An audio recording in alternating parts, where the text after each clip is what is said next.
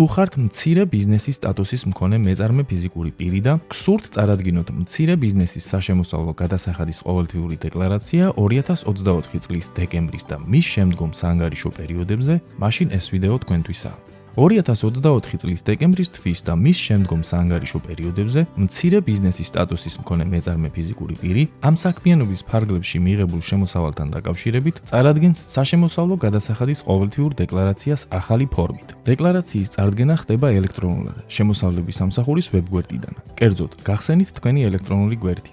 გახსენით აპლიკაცია დეკლარაციები. ჩამოსაშლელ მენიუში ყოველთვიური აირჩიეთ მცირე ბიზნესის საშემოსავლო გადასახადი. აირჩიეთ შესაბამისი პერიოდი.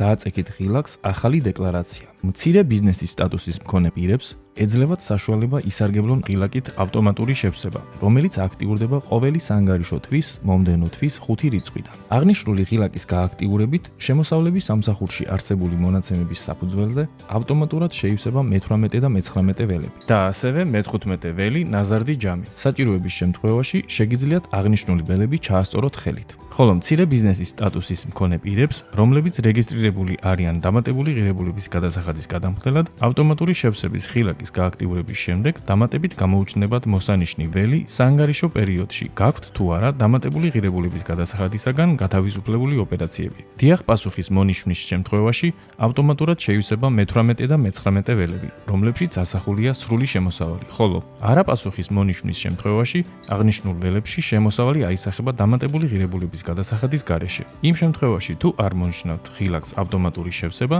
ველებს შეავსებთ დასახელებისა და მინიშნების შესაბამისად. ამასთან გაითვალისწინეთ, რომ 22, 23 და 24 ველები ივსება იმ შემთხვევაში, თუ პირი შემოსავლებსა და ხარჯებს აღრიცხავს დარიცხვის მეთოდით. ხოლო 27 და 28 ველები ივსება იმ შემთხვევაში, თუ პირი შემოსავალს ღებულობს აჭარის ან და აფხაზეთის ავტონომიური რესპუბლიკის ტერიტორიაზე განხორციელებული საქმიანობის შედეგად.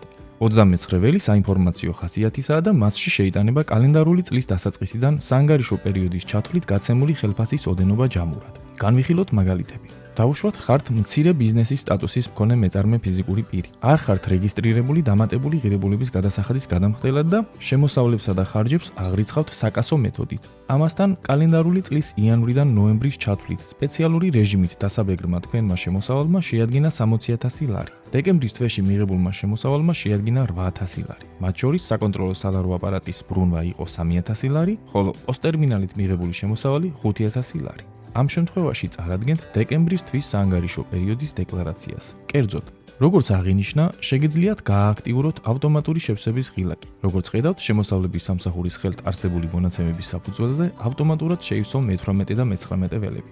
მათი ჯამი ასევე ავტომატურად აისახება მე-17 ველში, ხოლო მე-15 ველში აისახება ნაზარდი ჯამი წლის დასაწყისიდან საანგარიშო თვის ჩათვლით. დანარჩენი ველები შეავსეთ ხელით. კერძოდ, როგორც წესი, მე-20 და 21 ველებში შეიტანება სხვა ფორმით მიღებული შემოსავალი. თუმცა ვინაიდან მოცემულ შემთხვევაში არ გიფიქსირდებათ ასეთი შემოსავალი, მე-20 ველში სავალდებულოა მიუთითოთ 0, ხოლო 21 ველი დატოვეთ უცვლელი. 26 ველში სისტემა დაიანგარიშებს კუთვნილ საშემოსავლო გადასახადს. მოცემულ შემთხვევაში მე-17 ველში მითითებული თანხის 1%-ს. მონაცემების შეტანის შემდეგ დააწექით ღილაკს შემდეგ. დააწექით ღილაკს გადაგზავნა.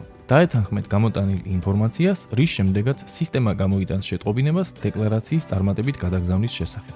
განვიხილოთ მეორე მაგალითი. დავუშვათ ხართ მცირე ბიზნესის სტატუსის მქონე მეწარმე ფიზიკური პირი. რეგისტრირებული ხართ დამატებული ღირებულების გადასახადის გადამხდელად და შემოსავლებსა და ხარჯებს აღრიცხავთ დარიცხვის მეთოდით. ამასთან კალენდარული წლის იანვრიდან ნოემბრის ჩათვლით სპეციალური რეჟიმით დასაბეგრმა თქვენმა შემოსავალმა შეადგინა 300.000 ლარი დამატებული ღირებულების გადასახადის გარეშე. დეკემბრის თვეში მოახდინეთ საქონლის რეალიზაცია, რომლის ღირებულება დამატებული ღირებულების გადასახადის გარეშე შეადგენდა 100.000 ლარს, რაზედაც მყიდველმა დეკემბერში ნაღდი ანგარიშწორებით გადაგიხადათ თანხის ნაწილი, რაც დამატებული ღირებულების გადასახადის გარეშე შეადგენდა 60.000 ლარს. ასევე ავანსად ჩაგერიცხათ იანვრის თვეში გასაწევი მომსახურების საფასური, რომელიც დამატებული ღირებულების გადასახადის გარეშე შეადგენდა 5.000 ლარს. ნოემბერში მიწოდებულ საქონელთან დაკავშირებით მყიდველმა პოსტერმინალით გადაგიხადათ საქონლის ღირებულება, რომელიც დამატებული ღირებულების გადასახადის გარეშე შეადგენდა 2.000 ლარს. საანგარიშო პერიოდში არ გაქვთ დამატებული ღირებულების გადასახადისაგან გათავისუფლებული ოპერაციები. მოცემულ შემთხვევაში წარადგენთ დეკემბრის თვის დეკლარაციას. კერძოდ, როგორც აღინიშნა, შეგიძლიათ გააქტიუროთ ღილა კი ავტომატური შევსება. რადგან საანგარიშო პერიოდში არ გაქვთ დამატებული ღირებულების გადასახადისაგან გათავისუფლებული ოპერაციები, ონიშნეთ არა. როგორც ხედავთ, შემოსავლების სამსახურის ხელთ არსებული მონაცემების საფუძველზე ავტომატურად შეივსო მე-18 და მე-19 ველები დამატებული ღირებულების გადასახადის გარეშე. მათი ჯამი ასევე ავტომატურად აისახება მე-17 ველში, ხოლო მე-15 ველში აისახება ნაზარდი ჯამი წლის დასაწყისიდან საანგარიშო თვის ჩათვლით. დანარჩენი ველები შეავსეთ ხელით. კერძოდ, ვინაიდან მიწოდებული საქონლის ღირებულება 100.000 ლარი სრულად ექვემდებარება საშემოსავლო გადასახადით დაბევრას, 22 ველში ჩაწერეთ სხვაობა 40.000 ლარი. როგორც ხედავთ, მე-17 და მე-15 ველებში სისტემამ ავტომატურად დაამატა 22 ველში მითითებული თანხაც. მე-20 ველში მიუთითეთ ავანსად ჩარიცხული უნაღდო ანგარიშწორებით მიღებული თანხა 5.000 ლარი. იმის გათვალისწინებით, რომ დარიცხვის მეთოდით აღრიცხვის შემთხვევაში ავანსი საშემოსავლო გადასახადით არ იბეგრება, იგივე თანხა ჩაწერეთ ასევე 24 ველში. შედეგად ეს თანხა არ მიიღებს მონაწილეობას მე-15 და მე-17 ველების განგარიშებაში. 23 ველში მიუთითეთ ნოემბრის თვეში მიწოდებული საქონლის ღირებულება, რომელიც ანაზღაურდა დეკემბრის თვეში 2.000 ლარი. როგორც ხედავთ, ეს თანხა აღარ ღებულობს მონაწილეობას მე-15 და მე-17 ველების განგარიშებაში.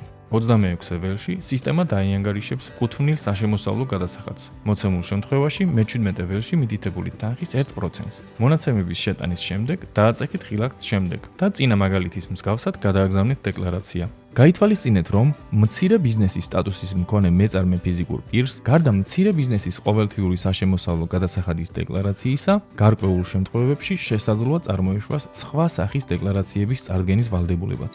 კერძოდ, თუ მცირე ბიზნესის სტატუსის მქონე მეწარმე ფიზიკური პირი, მცირე ბიზნესის სპეციალური რეჟიმით დაბევრას დაქვემდებარებულ შემოსავალთან ერთად ღებულობს საქართველოს მთავრობის 2010 წლის 29 დეკემბრის 415 დადგენილების მეხუთე დანართით გათვალისწინებულ ჩვეულებრივი რეჟიმით დაბევრას დაქვემდებარებულ შემოსავალს, როგორიცაა 2024 წლის 1 იანვრის შემდგომ არასამეწარმეო საქმიანობის ფარგლებში აქტივის რეალიზაციით მიღებული ნამეტი შემოსავალი, მის შესახებ ინფორმაცია აისახება ფიზიკური პირის მიერ ქონების აქტივის მიწოდებაზე საშემოსავლო გადასახადის დეკლარაციაში, რომელიც უნდა წარედგინოს არაუგვიანეს რეალიზაციის თვის მომდევნო თვის 15 რიცხვის ჩათვლით.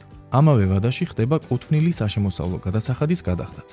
ასევე 2024 წლის 1 იანვრამდე აქტივის რეალიზაციით მიღებული ნამეტი შემოსავალი, ქონების იჯარით გაცემით მიღებული შემოსავალი და სხვა შემოსავალი აისახება საშემოსავლო გადასახადის წლიურ დეკლარაციაში, რომლის წარდგენის ვადაა საანგარიშო წლის მომდევნო წლის 31 მარტი. ამავე ვადაში ხდება კუთვნილი საშემოსავლო გადასახადის გადახდაც.